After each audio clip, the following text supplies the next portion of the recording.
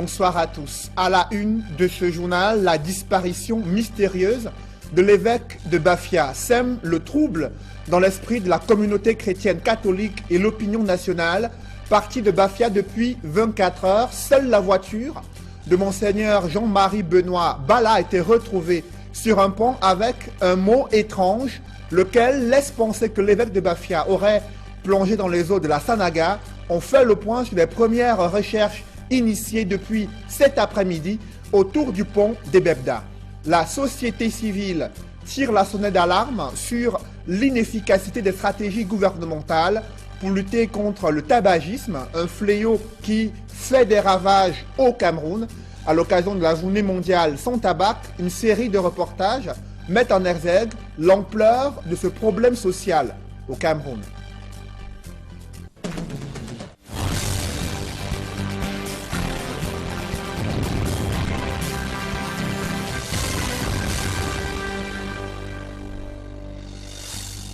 Merci de suivre cette édition complète de l'information sur Equinox Télévision.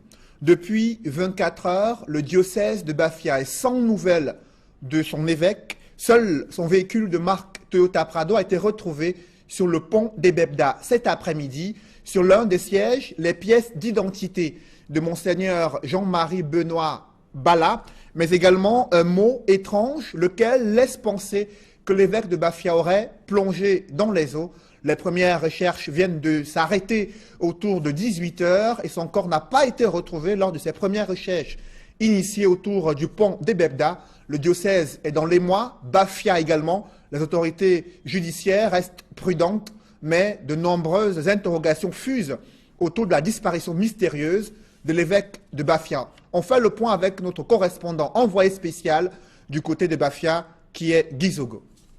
Le Monseigneur Jean-Marie Benoît Bala n'a toujours pas donné signe de vie et au moment où vous m'appelez, et ici sur le pont de Bebda, sur la Sanaga, disons que les populations qui s'étaient massées se retirent, elles sont pratiquement déjà toutes retirées, ainsi que les autorités. Vous avez parlé du préfet d'Imbam et Noubou, mais il y avait également les deux maires, le maire de Bokito, qui est la localité la plus proche lorsque vous avez traversé le pont de Bebda, mais du côté de la Métier dans le centre, vous avez aussi le maire de Bebda, qui était donc tous les deux sur le lieu. Le gouverneur de la région du centre y est aussi arrivé, et donc les sapeurs-pompiers, une équipe de la police scientifique qui a fait les constatations sur le véhicule de marque Prado de Monseigneur Jean-Marie Benoît Bala. Toujours pas de nouvelles de Monseigneur Jean-Marie Benoît Bala, et selon les indications que nous avons pu gagner auprès du procureur de la République de Bafia, le véhicule va être retiré, ramené sur Bafia. Pour l'instant, voilà l'information, et donc on évoque aussi la possibilité, si le corps est effectivement dans l'eau, puisqu'il y a beaucoup de possibilités ici aujourd'hui qui sont évoquées, puisqu'on en vient encore à se demander si effectivement l'évêque de Bafia se trouve dans l'eau. Vous savez, nous sommes au Cameroun, et donc on n'exclut pas l'hypothèse que une autre situation ait pu se produire.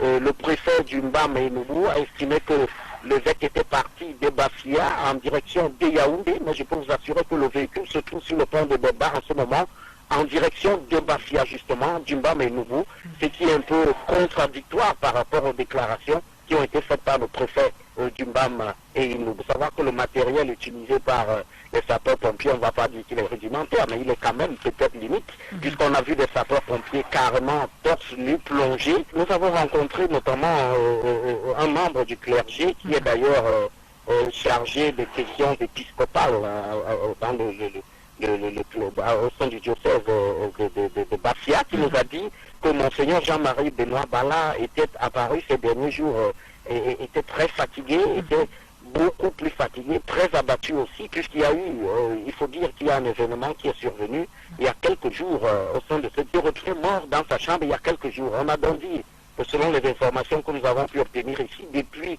le déroulement de ces obsèques, Monseigneur Jean-Marie Benoît Bala était apparu beaucoup très pensif et très préoccupé effectivement par le décès de ce curé. Et donc tous ces derniers jours, il est donc apparu comme en marge, comme très abattu par la disparition du recteur du séminaire de Bafia. suivi, c'était notre correspondant envoyé spécial Guy Zogo, la correspondance depuis le pont des Bebda sur le fleuve Sanaga dans le département du Mbam et Inubu. Je vous propose à présent de découvrir en images la voiture de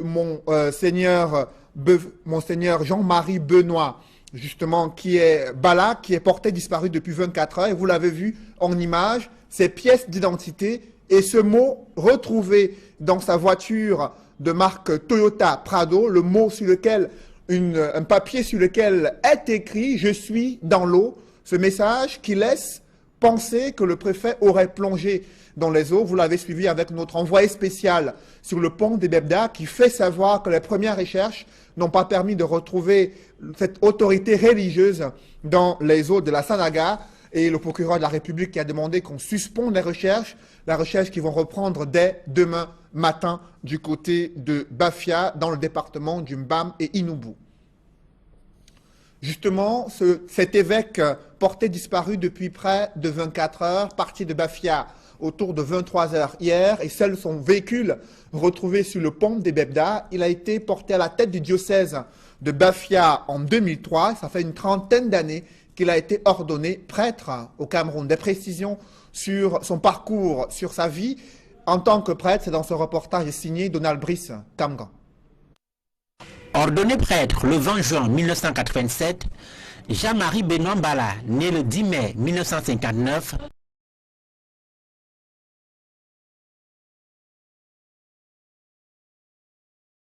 dans l'arrondissement de Bankomo, dans la région du centre. Après un parcours professionnel bien rempli, il est nommé par le pape Jean-Paul II, évêque de Bafia, le 3 mai 2003, soit 16 ans seulement après avoir porté pour la première fois sa soutane de prêtre. Après avoir pris fonction le 3 juillet 2003, Monseigneur Jean-Marie Benoît Bala s'applique directement dans la transformation du diocèse de Bafia. Le nombre de grands séminaristes en marche dans ce diocèse entre 2004 et 2012. Monseigneur Jean-Marie Benoît Bala avait initié une pastorale d'ensemble, un modèle diocésain dans lequel les chrétiens continuent de s'épanouir. Je vous le disais en titre, la société civile tire la sonnette d'alarme sur l'inefficacité des stratégies gouvernementales pour lutter contre le tabagisme, un fléau qui fait des ravages au Cameroun. À l'occasion de la journée mondiale sans tabac, la société civile a fait le point sur l'état des lieux de ce fléau qui gangrène davantage les jeunes au Cameroun. Warren Zede et Kate Diarra. Fumer nuit gravement à la santé du fumeur et à celle de son entourage. Voilà une phrase qu'on retrouve plaquée sur les cartons de cigarettes et qui a pour objectif principal d'empêcher aux fumeurs de se laisser aller. Pourtant sur le terrain, la réalité est tout autre. Le message n'agit pas car malgré sa présence sur les paquets, le tabac continue de recruter de nombreux Camerounais chaque année. Les chiffres sont alarmants et défient tout pronostic. Selon l'enquête mondiale sur le tabagisme chez les adultes, 1 100 000 Camerounais sont des consommateurs actuels de tabac au Cameroun, avec 13,9% d'hommes pour 4,9% de femmes. Toute chose qui exposerait donc environ 6 720 000 personnes à la fumée secondaire du tabac dans tous les lieux publics, à l'instar des lieux de travail, des restaurants, des transports en commun.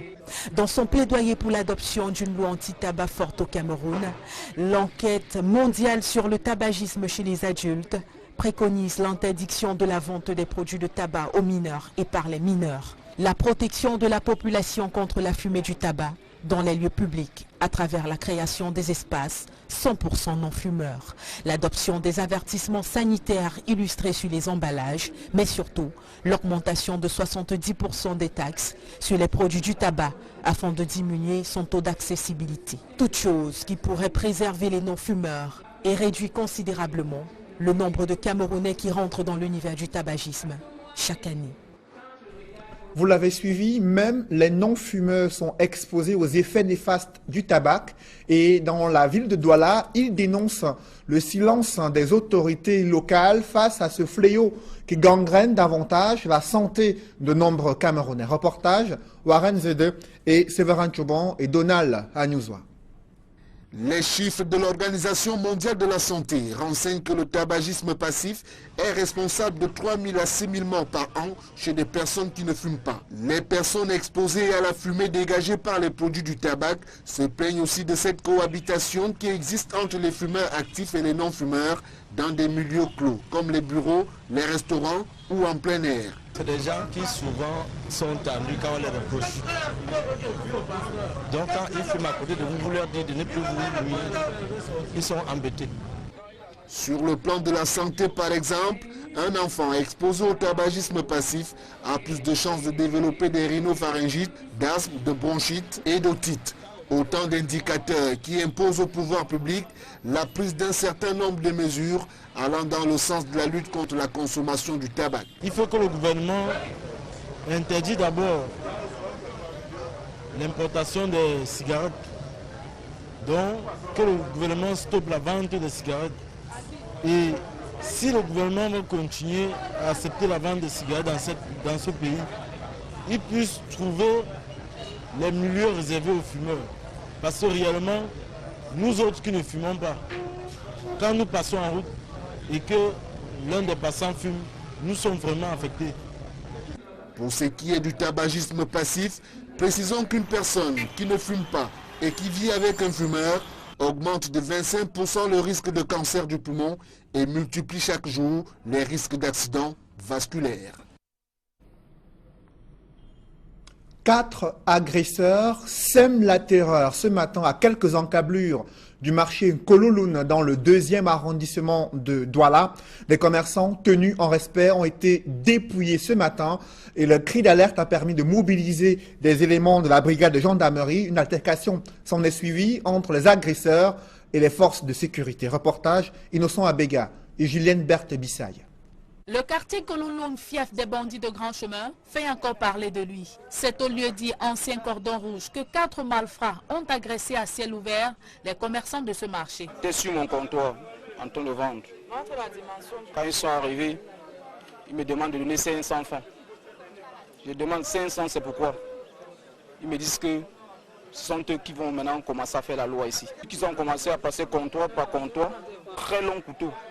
De minimum, un long poignard de minimum. Alertés, les éléments de la brigade de la gendarmerie ont effectué une descente sur les lieux pour s'enquérir de la situation. L'un des membres de ce gang, le nommé Rambo, qui voulait poignarder un des gendarmes, a été touché par balle et conduit à l'hôpital à Kentini pour des soins intensifs. Il a essayé de tuer le gendarme. Il était vraiment fort. Il a eu assez maîtrisé, il a pu prendre le gars, il a fusé le gars, il ne pouvait que faire un truc pareil. Un autre de ces malfaiteurs a été conduit à la police judiciaire de Bonandior pour besoin d'enquête et 2 autres courent toujours. Dans l'arrondissement de Douala 2e, ces quartiers sont devenus des zones de non-droit où les malfrats dictent leurs lois. Ce n'est pas la première fois. Comme je vous dis actuellement, tous les jours, de lundi à dimanche, tu ne peux plus passer la même en journée pour entrer là. À 3h du matin, dès que tu sors et dès que on t'agresse, on te dépouille le tout. Les populations en appellent au soutien des autorités compétentes pour assainir ce secteur. C'est un coup dur pour certains candidats au Cap technique industriel à Kribi, dans la région du Sud. Ils se sont trompés sur la date de début des examens et des épreuves. Ceux venus de Bipindi et d'autres villages croyaient que les épreuves devaient débuter mardi. Malheureusement, les épreuves avaient débuté depuis lundi. Ils ont donc ainsi perdu toute une année scolaire en s'étant trompés de date de début des examens officiels à Kribi. Le récit des faits avec Joseph Abena. Ces sacs accrochés ici sont la preuve évidente que l'examen a bel et bien commencé au centre du lycée technique de Kribi. Seulement, plusieurs candidats au CAP sont absents. Ils pensaient plutôt que les épreuves débutaient le lendemain. Tout se passe bien, en dehors des problèmes récurrents, de l'absence qu'on connaît. À la seule différence qu'au CAP, il y a eu, sur 265 candidats inscrits, il y a eu 9 candidats qui ne se sont pas présentés. Et parmi les 9, il y aurait eu une confusion de date de début d'examen. Mais les responsables du centre d'examen restent catégoriques. Une épreuve de raté vaut l'élimination pure et simple du candidat. Un candidat qui est absent à la phase écrite, il n'y a plus de session de rattrapage pour lui. Donc, un candidat qui est absent pour une épreuve est déjà éliminé pour le reste de l'examen. Inutile pour lui de se présenter encore au centre. C'est tout à fait clair.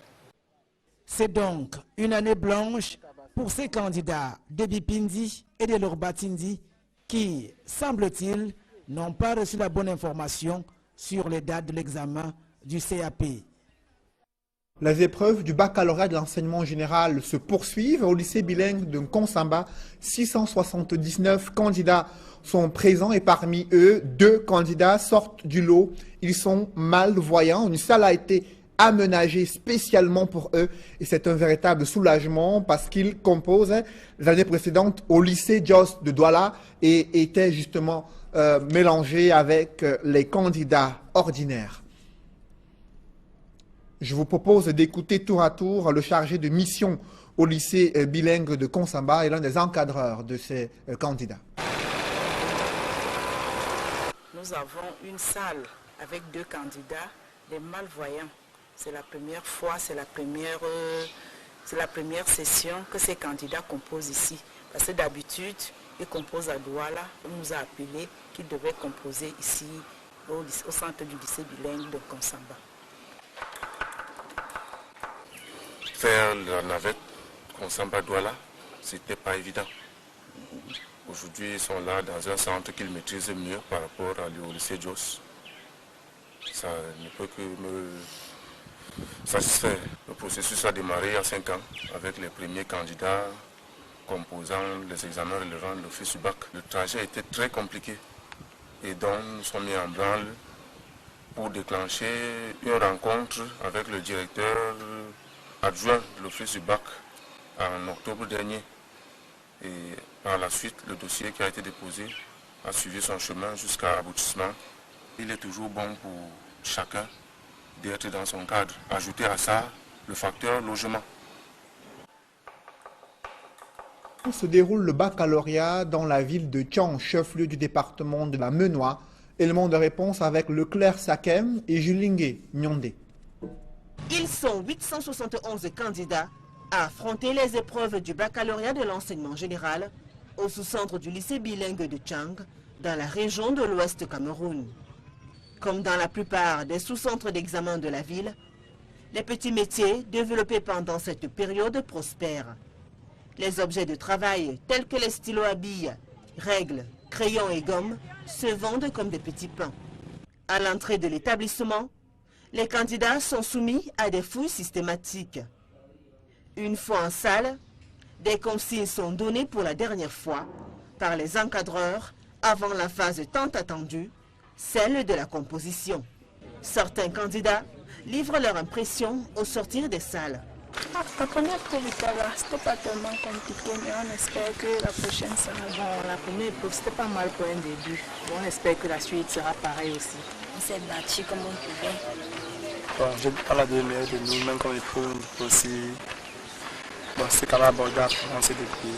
On espère que la fin sera bien finie en fait.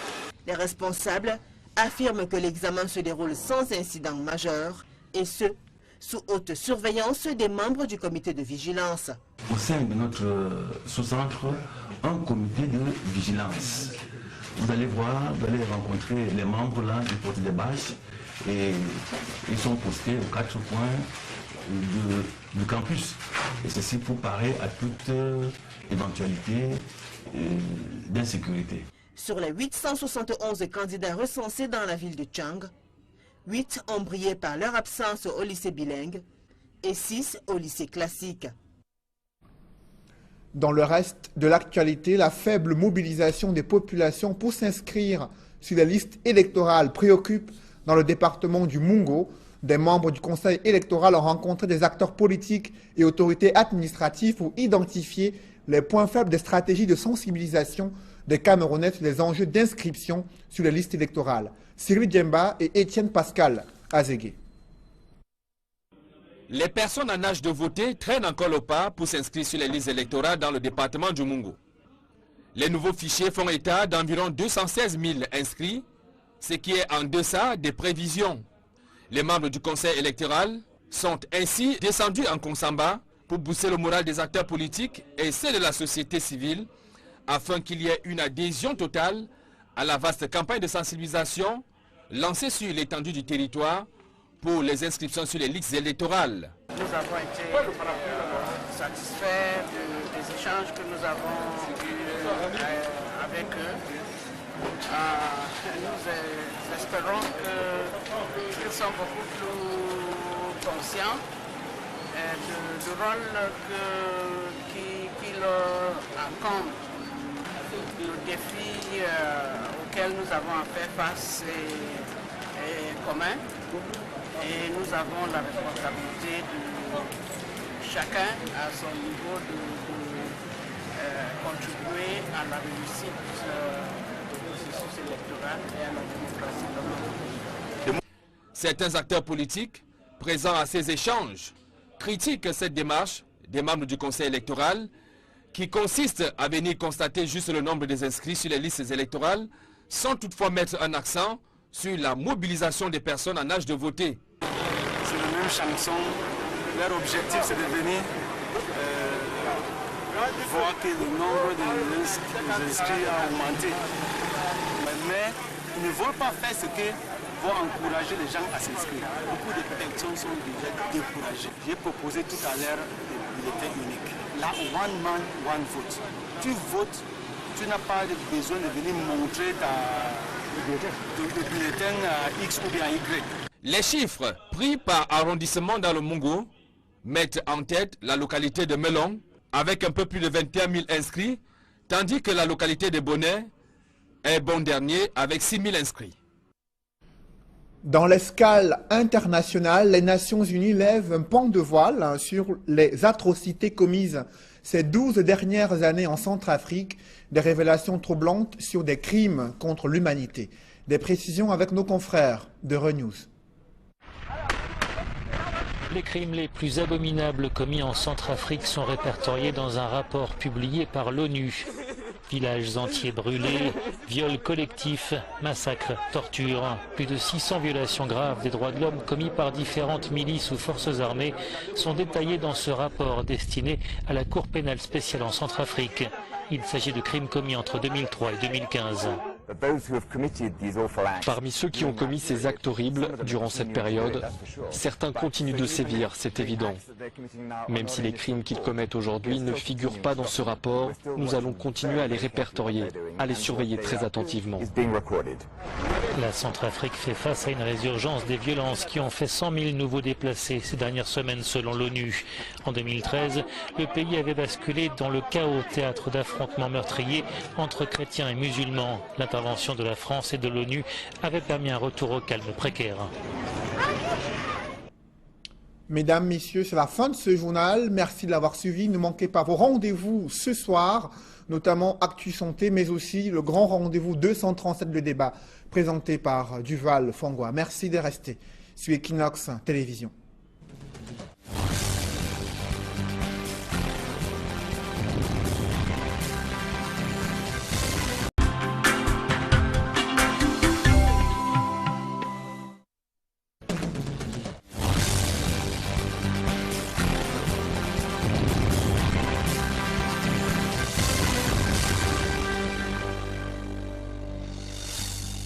Bonsoir à tous. À la une de ce journal, la disparition mystérieuse de l'évêque de Bafia sème le trouble dans l'esprit de la communauté chrétienne catholique et l'opinion nationale. Parti de Bafia depuis 24 heures, seule la voiture de Monseigneur Jean-Marie Benoît Bala a été retrouvée sur un pont avec un mot étrange, lequel laisse penser que l'évêque de Bafia aurait plongé dans les eaux de la Sanaga. On fait le point sur les premières recherches initié depuis cet après-midi autour du pont d'Ebebda. La société civile tire la sonnette d'alarme sur l'inefficacité des stratégies gouvernementales pour lutter contre le tabagisme, un fléau qui fait des ravages au Cameroun. À l'occasion de la journée mondiale sans tabac, une série de reportages met en exergue l'ampleur de ce problème social au Cameroun.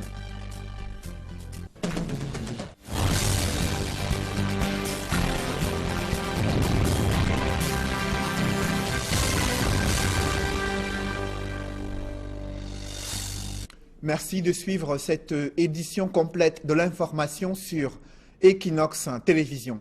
Depuis 24 heures, le diocèse de Bafia est sans nouvelles de son évêque. Seul son véhicule de marque Toyota Prado a été retrouvé sur le pont des... Ordonné prêtre le 20 juin 1987, Jean-Marie Benoît Mbala, né le 10 mai 1959,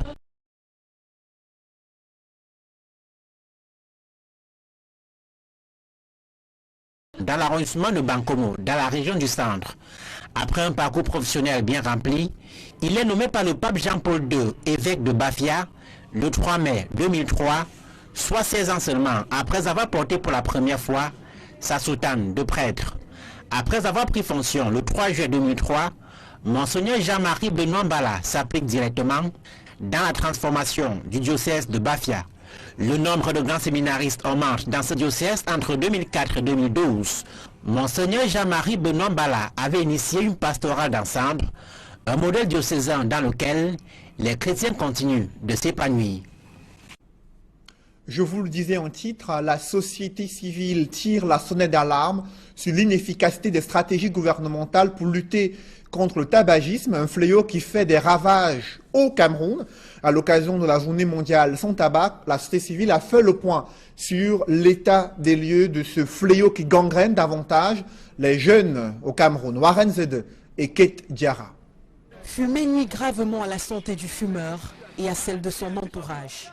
Voilà une phrase qu'on retrouve plaquée sur les cartons de cigarettes et qui a pour objectif principal d'empêcher aux fumeurs de se laisser aller. Pourtant, sur le terrain, la réalité est tout autre. Le message n'agit pas, car malgré sa présence sur les paquets, le tabac continue de recruter. Sur Bafia, pour l'instant, voilà l'information.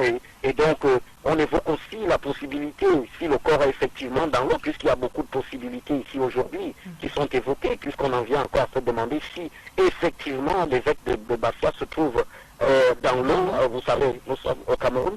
Et donc, on n'exclut pas l'hypothèse qu'une autre situation ait pu se produire. Le préfet du Mbam et Noubou a estimé que l'évêque était parti de Bafia en direction de Yaoundé, mais je peux vous assurer que le véhicule se trouve sur le pont de Bebar en ce moment, en direction de Bafia justement, du Mbam et Noubou, ce qui est un peu contradictoire par rapport aux déclarations qui ont été faites par le préfet du Mbam et Noubou. Il faut savoir que le matériel utilisé par les sapeurs-pompiers, on ne va pas dire qu'il est rudimentaire, mais il est quand même peut-être limite, puisqu'on a vu des sapeurs-pompiers carrément torse nu plongés. Nous avons rencontré notamment un membre du clergé qui est d'ailleurs chargé des questions épiscopales dans au sein du diocèse de Bafia, qui nous a dit que Monseigneur Jean-Marie Benoît Mbala était apparu ces derniers jours, était très fatigué, était beaucoup plus fatigué, très abattu aussi, puisqu'il y a eu, il faut dire qu'il y a un événement qui est survenu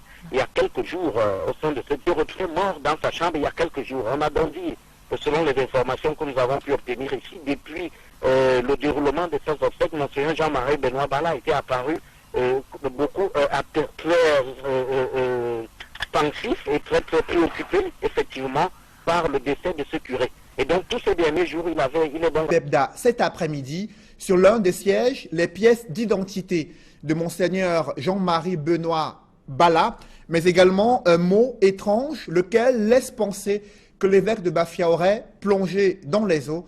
Les premières recherches viennent de s'arrêter autour de 18 h et son corps n'a pas été retrouvé lors de ces premières recherches initiées autour du pont des Bebda. Le diocèse est dans l'émoi, Bafia également. Les autorités judiciaires restent prudentes, mais de nombreuses interrogations fusent autour de la disparition mystérieuse de l'évêque de Bafia. On fait le point avec notre correspondant envoyé spécial du côté de Bafia, qui est Guy Zogo.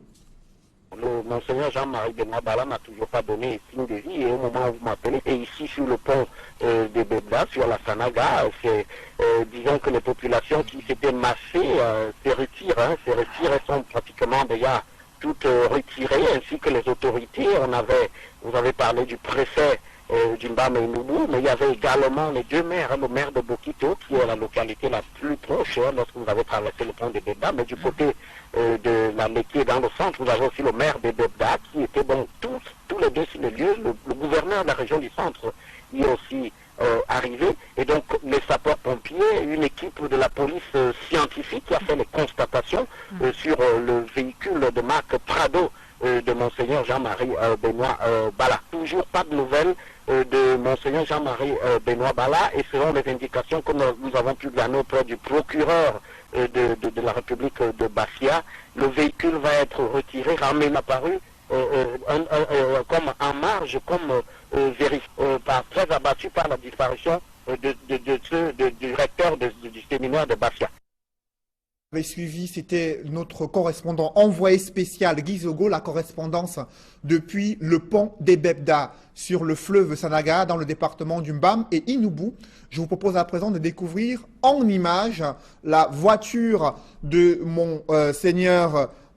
Monseigneur Jean-Marie Benoît, justement, qui est Bala, qui est porté disparu depuis 24 heures. Et vous l'avez vu en image, ses pièces d'identité et ce mot retrouvé dans sa voiture de marque Toyota Prado, le mot sur lequel, un papier sur lequel est écrit « Je suis dans l'eau ». Ce message qui laisse penser que le préfet aurait plongé dans les eaux. Vous l'avez suivi avec notre envoyé spécial sur le pont des Bebda qui fait savoir que les premières recherches n'ont pas permis de retrouver cette autorité religieuse dans les eaux de la Sanaga. Et le procureur de la République qui a demandé qu'on suspende les recherches qui vont reprendre dès demain matin du côté de Bafia, dans le département du Mbam et Inubu. Justement, cet évêque porté disparu depuis près de 24 heures, parti de Bafia autour de 23 heures hier, et seul son véhicule retrouvé sur le pont des Bebda, il a été porté à la tête du diocèse de Bafia en 2003. Ça fait une trentaine d'années qu'il a été ordonné prêtre au Cameroun. Des précisions sur son parcours, sur sa vie en tant que prêtre, c'est dans ce reportage signé Donald Brice Kamgan.